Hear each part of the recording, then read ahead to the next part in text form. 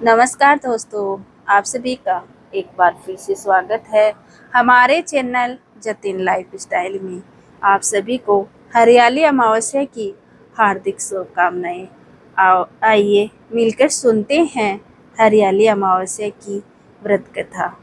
एक समय की बात है, किसी नगर में एक राजा रहते थे। राजा के एक बेटा और बहू थे। एक समय छोटी बहू ने राजा के कक्ष में रखी हुई मिठाई खा ली और राजा के पूछने पर बोली कि यह मिठाई तो चूहे खा गए।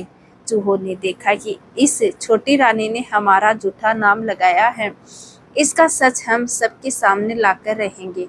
कुछ दिनों बाद राजमहल में कुछ मेहमान आए। राजा ने उन्हें अतिथि कक्ष में ठहराया। चूहों ने सोचा यही समय है छोटी रानी का सच सबके सामने लाने का। रात्रि के समय चूहों ने छोटी रानी के कपड़े ले जाकर अतिथि के कमरे में रख दिए। सुबह हुई तो नौकरों ने देखा कि छोटी रानी के कपड़े अतिथि के कक्ष में रखे हैं। धीरे धीरे ये बात पूरे राजमहल में फैल गई। जब राजा को यह बात पता चली तो राजा ने छोटी रानी को महल से निकाल दिया। छोटी रानी हर रोज पीपल के पेड़ के नीचे एक दीपक जलाती थी और जवारे बोती थी। एक दिन जब राजा शिकार से लौट रहा था तो उसने रास्ते में देखा कि बाड़ी के पीपल के पेड़ के नीचे कुछ जगमगा रहा है। राजा ने अपने सैनिकों से कहा कि जाओ और उस पेड़ के ऊपर बैठकर देखो कि यहाँ क्या जादू हो रहा है।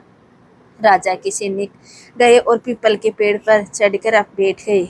रात्रि में उन्होंने देखा कि वहां रखे कुछ दीपक आपस में बात कर रहे हैं। एक दीपक दूसरे दीपक से कहने लगा, तुम कहाँ से हो? तो दूसरा दीपक बोला, मैं राजा के महल से हूँ। छोटी रानी रोज यहाँ आकर पीपल के पेड़ के नीचे दीपक जलाती थी।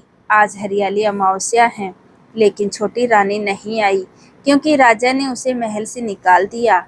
तब दूसरे दीपक ने पूछा, राजा ने छोटी रानी को महल से क्यों निकाला? तो राजा के महल का दीपक बोला, छोटी रानी ने एक दिन राजा के कक्ष में रखी हुई मिठाई खा ली और चूहों का झूठा नाम लगा दिया। छोटी रानी के सच को सामने लाने के लिए चूहों ने रानी के कपड़े ले जाकर अतिथि के कक्ष में रख दिए और रानी पर इल्जाम लगा।